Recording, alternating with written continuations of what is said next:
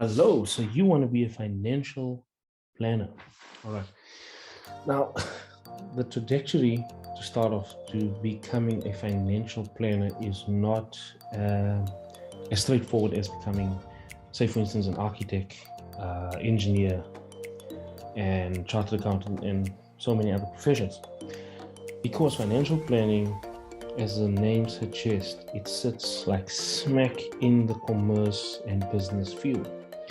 In other words, many people can actually study financial planning, although it just depends on the standards board that you are being, that you would actually want to get registered.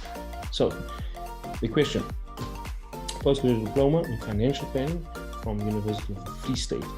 So currently they have these major themes: financial planning in environment, corporate financial planning, and personal financial planning. And those are various elements that they will be studying: tax, economics, calculations, management, legislation, compliance, health benefits, and so forth. Now, this very similar course is also offered at the University of Stellenbosch. Now, financial planner academic trajectory, as mentioned. Now, there are a couple of places like Mentosa. They provide an advanced certificate, and that is typically at NQF level 6. But you do get the diploma as well as a BCom. You can get an honors, a BCom honors, as well as an advanced diploma and a postgraduate diploma. Now, there aren't really master's or doctorate specific in this case, although the research focus areas would probably be of certain elements in financial planning. And that would typically sit in a master's in commerce, master's in philosophy, and the courses that I saw that dealt with this is typically titled MCom Development Finance, MPhil Development Finance. MCom Development Finance, also a wonderful one that is presented by UCT. Now, from what I've noticed from all these readings, it is actually very specialized but very flexible. It actually, it ties in with many different aspects of business, and you can actually do a lot with it. So I think that's why it's probably so limited, but that also makes it a very excellent course. So as you can see, I forgot to do this.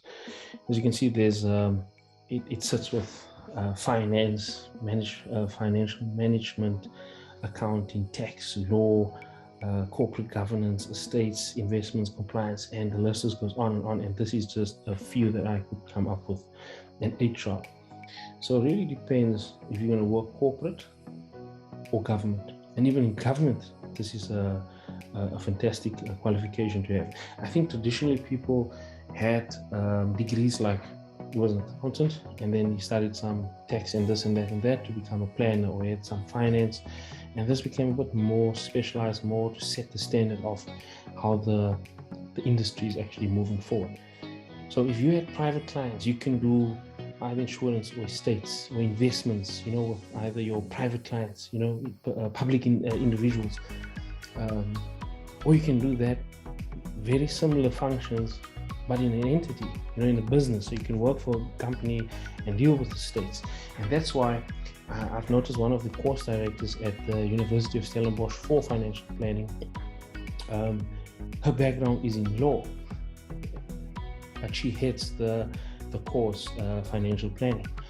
So that's why I think this is a very diverse thing. It's a brilliant course. It actually allows you to do a lot. I think you can gain more experience if you study more in a specific direction. Maybe you want to know a bit more about accounting. And if you look at things like retirement, estates, and there's some other things as well, that all ties with human resource.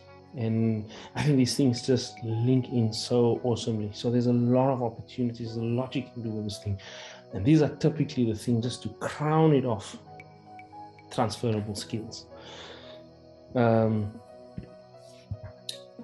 the private sector, there are vacancies. Now, I didn't look much in job specifications and what qualifications you must have, experience, but it's there.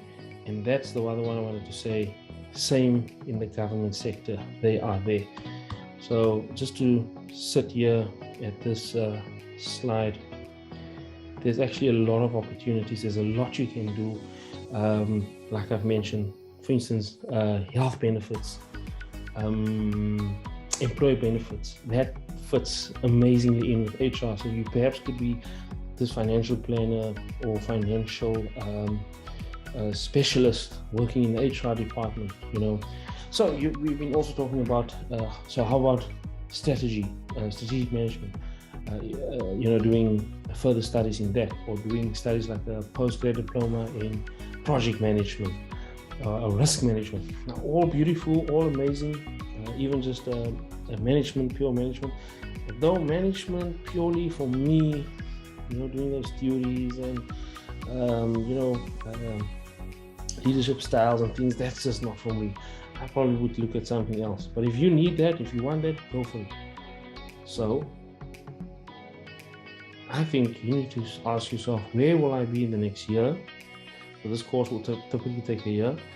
Where will I be in the next 2 years, 3 years, 5 years?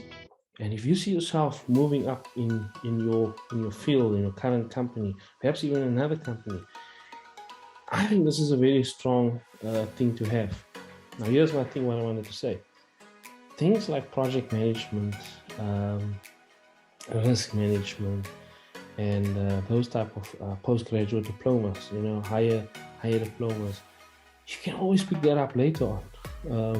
And I think you need to ask yourself and assess, in my current situation, if I get project management, what's the likelihood? In the past year, past 5 years, past 10 years, a guy who got project management, where did he move up? Or maybe not up doesn't necessarily mean that you moving up maybe in a higher salary bracket, although that could be, but that could also mean that did you move up in your personal development, and if you look at those individuals, what are they doing now in the company?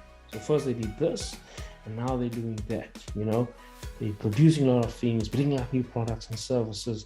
They've grown the company's portfolio, they've grown their own personal development portfolio. So I think you also need to look at that. Remember, it's a year course. So it's not something where you're going to do a doctorate that might take you, upward from 3 years, 5 years, 4 years, 6 years, depending on the massive thing that you're going to sit with.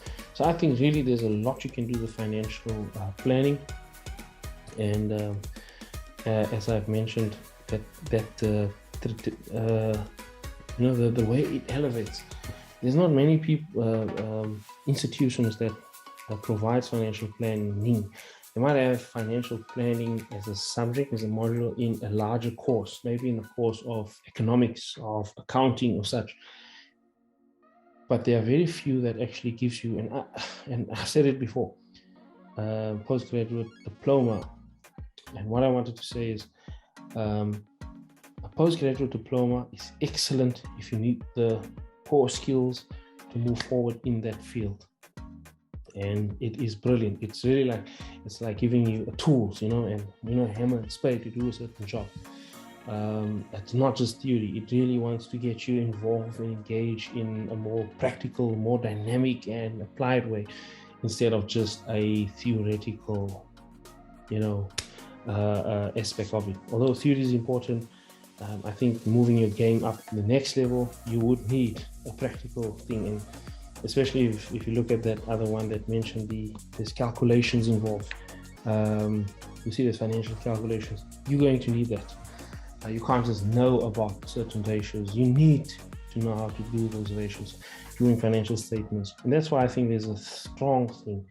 If you have accounting, if you have finance, any other commercial subjects involved in your prior studies, prior career endeavors, degrees, it will really set you up forward. So I think it is brilliant, and it really depends where you want to go, what you want to do, but there's a lot out there for you. And with that said, all the best.